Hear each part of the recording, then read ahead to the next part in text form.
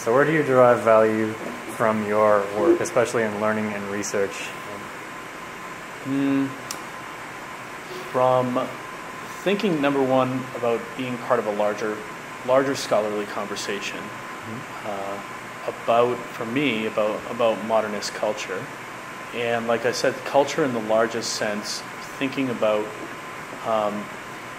modernism and also modernity, as we talked about today in class, where thinking about the way that aesthetic innovation interacts with, contrasts with, responds to, imagines alternatives to developments in modernity that I define as technological, political, economic. And what I find fascinating and where I derive value, and why I think what I'm doing is important, is that what I work on engages with really everything.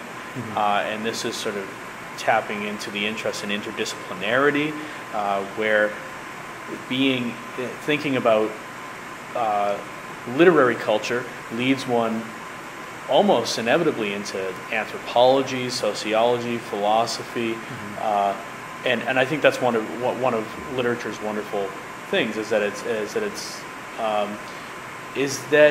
it is promiscuous, intellectually promiscuous, in that it constantly is crossing borders, sometimes in a subversive way, sometimes in a playful, pleasurable way, trying to imagine new connections. And that's what makes me want to keep doing this, is that it seems to be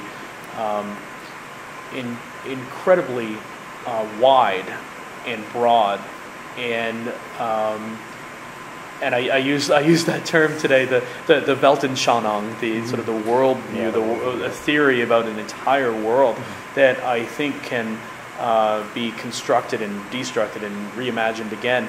But it's so wide. That's what I love about it. Okay, and as far as the specific methodologies you approach this with, what do you use terms like, I find a critical apparatus first and I have a canon of literature? Or how would you describe your just learning process with regard to this material, these ideas from this? My process is historicism, which makes me on the fairly traditional side of the spectrum. Maybe that's predictable based on when I'm entering the academy at a moment of post-theory, after theory, as Terry Eagleton says, right? Where we're skeptical about what theory can offer us, and the radicalism of thinking about Derrida or Foucault in the 1970s by the 90s and today, it becomes formulaic. You apply a Foucauldian theory to a text, and you get out the other side a predictable theory about power, or about with Derrida about an empty signifier, about difference.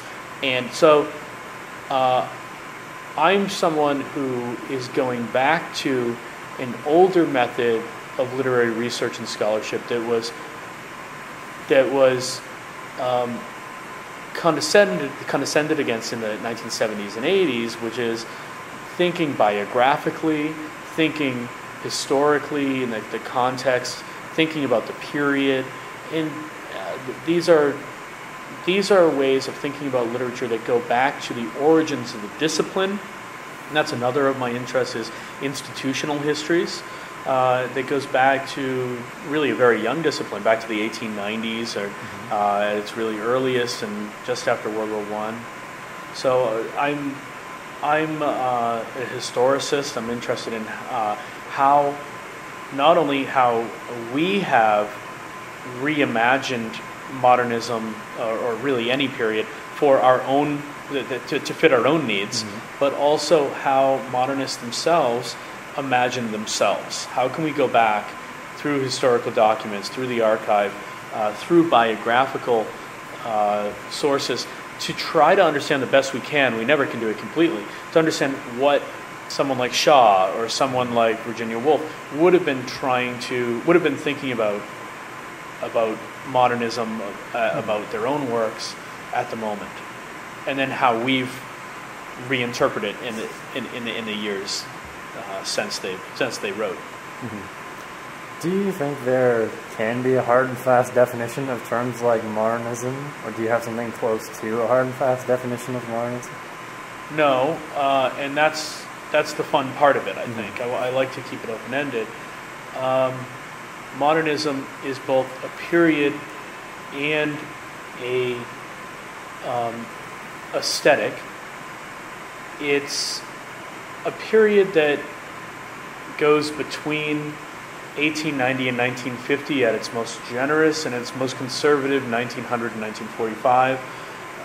As an aesthetic, it's either a resistance to Victorian ideals or a continuation of them and an attempt to include elements of classicism or romanticism, or maybe it's a resistance to romantic ideals of the individual, or maybe it's a resistance to ideas of classicism, make it new, or it's an attempt that's as Repound, or it's an attempt to get back to a certain kind of tradition, but hold on to an innovative individual talent. Is it an attempt to, I think it's always an attempt to try to make sense of the violence of the 20th century, these fragments I've shorn against my ruins in the wasteland. That seems to be a persistent element. Is World War I a disaster? Yes, but it's also a moment of liberation for women who are able to enter the workplace while the men are at war or being killed. It's a moment when women have new rights to be able to enter the workplace as professionals and to vote. So it's everything. It's all these contradictions. It's a series of responses to radical changes. I think that's the best definition. I can't even say that it's always aesthetic experimentation. It's not. There are important pieces of literature that are important for their realism, the way they tell us about the time, the early 20th century, but they're not particularly innovative in terms of narrative, in terms of aesthetic. Then there are other novels like Juna Barnes's Nightwood, which are amazing in their aesthetic innovation, but they're not very helpful in understanding the period. So it's everything all at once, and that's great. Interesting. Sort of jump around a bit.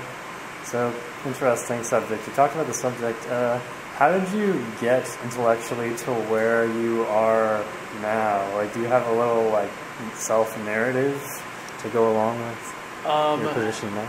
Yeah, I guess so. I began university, when I was an undergrad, I majored in history first. And it took me about 2 years of undergrad to realize I also wanted to major in English. So I did a double major in both. So I think I've always been drawn to the way that narratives can both be aesthetic and, history itself as a narrative. And that there's wonderful and multiple connections between the two disciplines. So I think I've always been sort of a budding literary historian. There's never been a moment where there wasn't a moment where I suddenly realized that these two things came together. They've always come together very organically for me, despite the fact that they're divided into different departments. I ended up doing a master's degree in editorial studies, so thinking about a rather materialist approach to thinking about literature. How do you edit it? What about variants? The way that any one text is not stable, but it's multiple, how it gets distributed, how it gets edited, how it gets read. And that's how I ended up in Toronto, where I did my PhD. I was attracted to book history and print culture.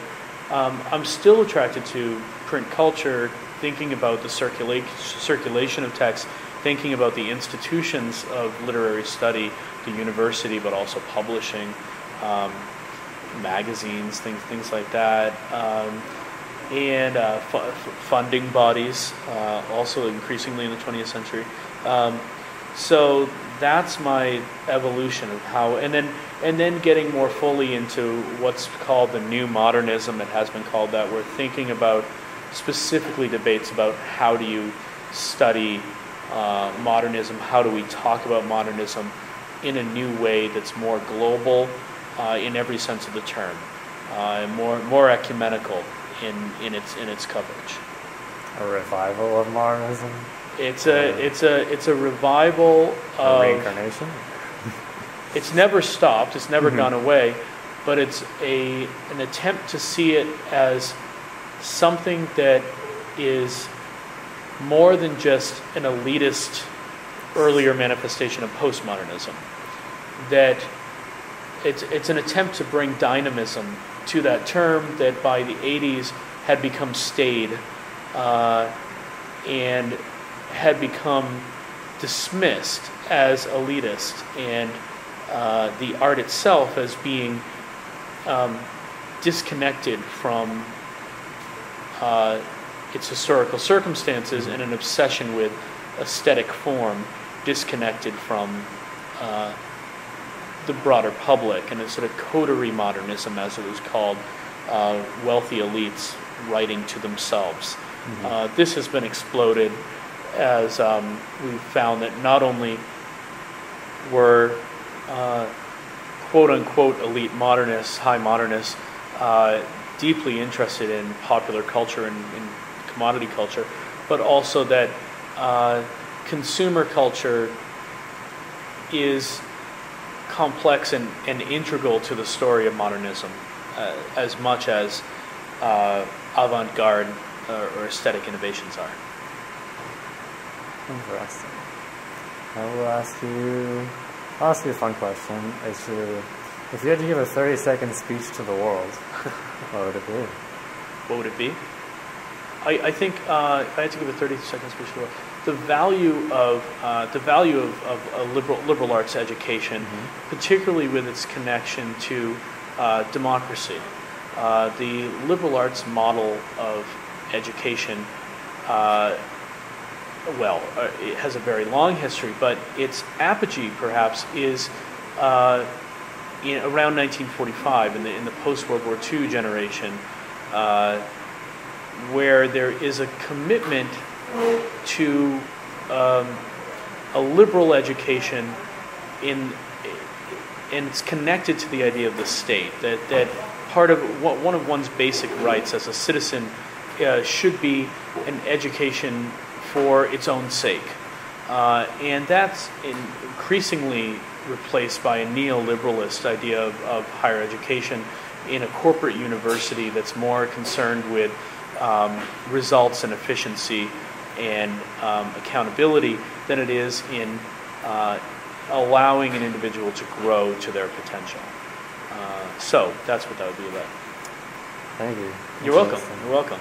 See what it's about. So you're trying to interview a bunch of professors and get there. Yeah, originally I wanted to do sort of a conference series where I brought professors from different disciplines in to talk about what value their subject had. It was sort of spurred to a conversation I've been having with a lot of professors, like, what's the value of an education, period? Why do people still come to school?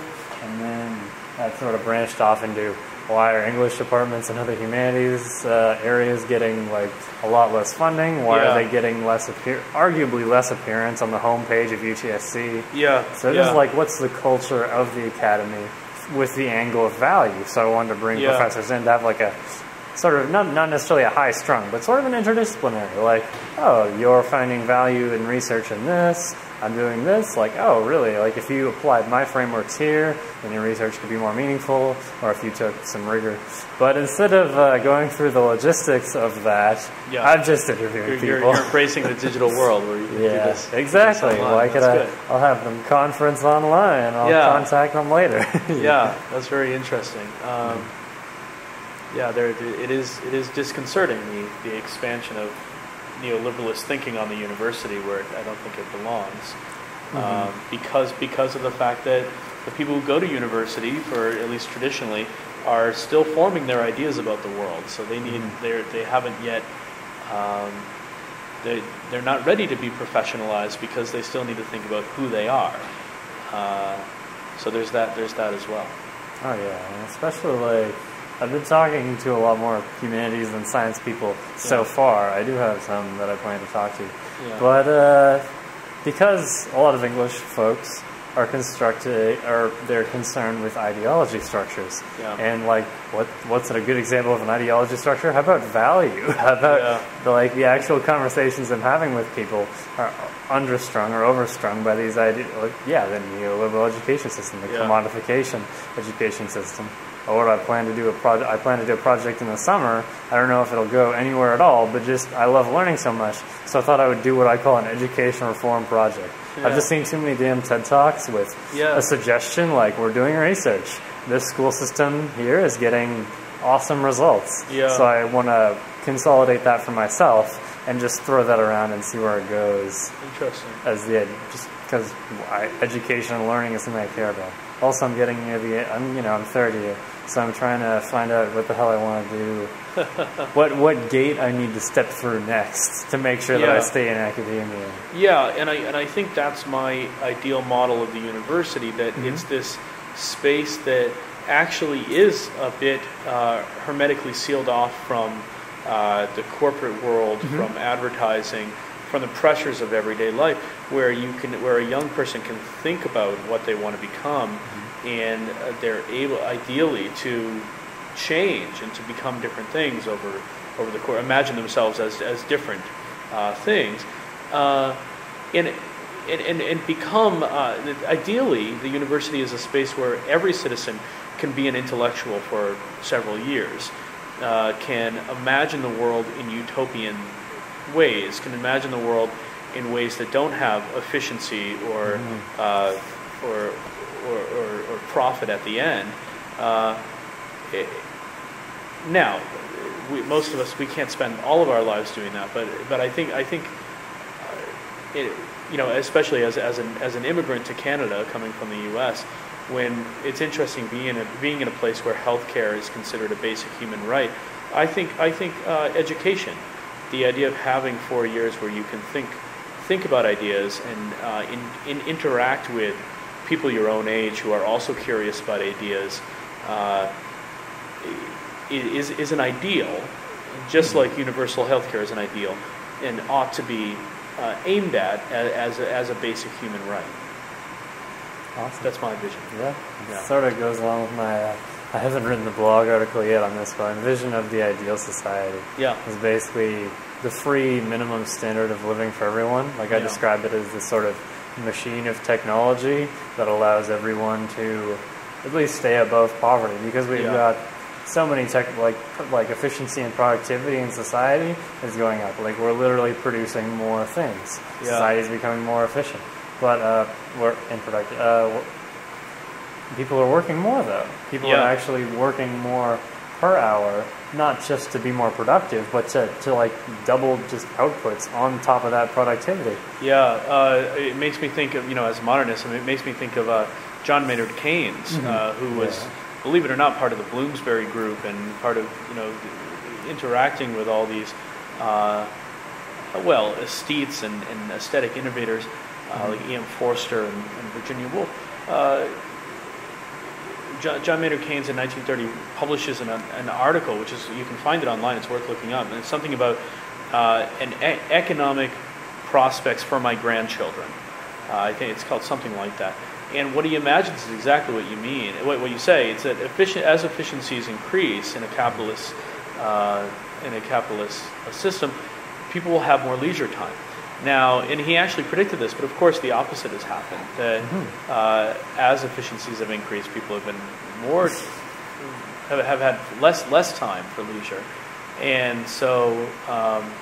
But it's interesting to go back and think about what people in the early 20th century were thinking about these kind of things at the moment when they were also. It was really also the height of labor movements, at least in America.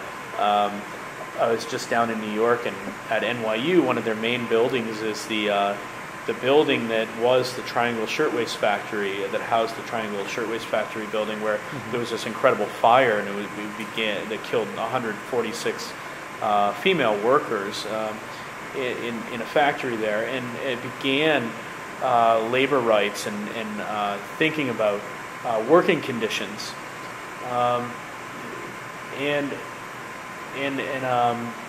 thinking about how all that comes together in the early 20th century, and then where we are now. It really is like a new Gilded Age. It's like the 1870s over again. So I think dangerous to the idea of a liberal education, or the idea of education as something like a middle class right that more than just a narrow elite would have. So you're lucky you got in while you did. Oh yeah, well I did. Hopefully we'll see where the future takes this cruel, brave new world. Yes, exactly. So. Yeah.